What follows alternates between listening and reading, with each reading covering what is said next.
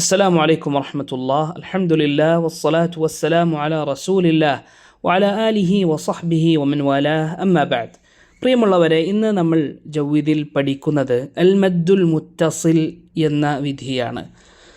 നമ്മൾ നീട്ടേണ്ട ഒരു അവസ്ഥയെ പറ്റിയാണ് നമ്മൾ ഇന്ന് പഠിക്കുന്നത്. കഴിഞ്ഞ ആഴ്ചയിൽ നമ്മൾ അൽ മദ്ദുൽ മുൻഫസിലാണ് പഠിച്ചത്.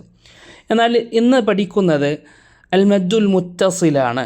അതായത് ഒരു പദത്തിൽ മദ്ദിൻ്റെ ഏതെങ്കിലും ഒരു അക്ഷരം വരികയും മദ്ദിൻ്റെ അക്ഷരങ്ങൾ അലിഫ്, വാവ്, യ ഈ അക്ഷരങ്ങൾക്ക് ശേഷം അതേ പദത്തിൽ തന്നെ അടുത്ത അക്ഷരമായി ഹംസയും വരികയും ചെയ്താലാണ് അൽ മദ്ദുൽ മുത്തസിലാവുക. അങ്ങനെ വന്നു കഴിഞ്ഞാൽ നമ്മൾ 4 ഹറക്കത്തുകൾക്ക് തുല്യമായി നീട്ടണം. അതായത് 4 വിരലുകൾ മടക്കുന്ന സമയമെടുത്തുകൊണ്ട് ദീർഘിപ്പിക്കണം എന്നർത്ഥം. അൽ മദ്ദുൽ മുൻഫസിൽ കഴിഞ്ഞ ആഴ്ചയിൽ നമ്മൾ പഠിച്ചത് ഒരു പദത്തിൻ്റെ അവസാനത്തിൽ മദ്ദിൻ്റെ അക്ഷരങ്ങളിൽ ഒന്ന് വരികയും അടുത്ത പദത്തിൻ്റെ ആരംഭത്തിൽ ഹംസ വരികയും ചെയ്താലാണ്. എന്നാൽ അൽ മദ്ദുൽ മുത്തസിൽ ഒരേ പദത്തിൽ മദ്ദും ഹംസയും ചേരുമ്പോഴാണ് അൽ മദ്ദുൽ മുത്തസിൽ ഉണ്ടാവുക. നമ്മൾക്ക് സൂറത്തുൽ ബയ്യിനയിലെ 7, 8 എന്നീ ആയത്തുകൾ പാരായണം ചെയ്തുകൊണ്ട് അത് മനസ്സിലാക്കാം. أعوذ بالله من الشيطان الرجيم. بسم الله الرحمن الرحيم.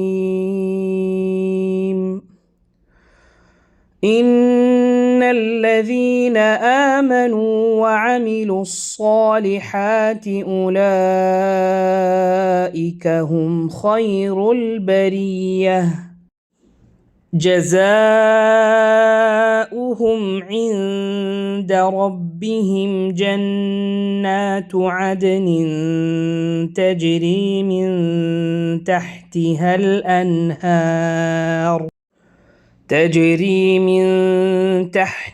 الأنهار خالدين فيها أبدا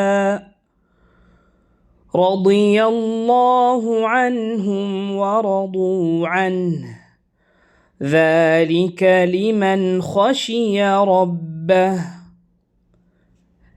ഇവിടെ ആദ്യത്തെ ആയത്തിൽ ഉലൈക എന്ന പദം നമ്മൾക്ക് കാണാൻ കഴിയും. അവിടെ ലാമിന് ശേഷം അലിഫ് വന്നു. ചെറിയ ഒരു അലിഫായിട്ടാണ് അവിടെ എഴുതിയിട്ടുള്ളത്.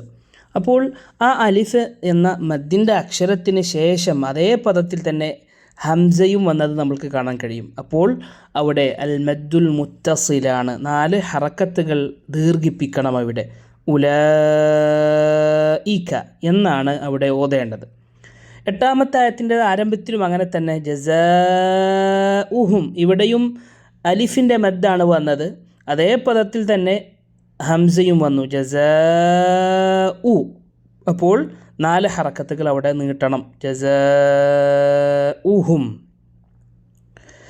ഇനി ഖാലിദീന ഫീഹാ അബദ, ഇവിടെയും മദ്ദുണ്ട്. പക്ഷേ മദ്ദ് മുത്തസിലല്ല, മദ്ദ് മുൻഫസിലാണ്.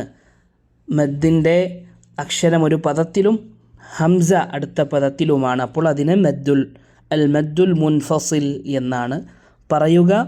അല്ലാഹു സുബ്ഹാനഹു വ തആല അനുഗ്രഹിക്കുമാറാകട്ടെ. അസ്സലാമു അലൈക്കും വറഹ്മത്തുള്ളാഹി വബറകാതുഹു.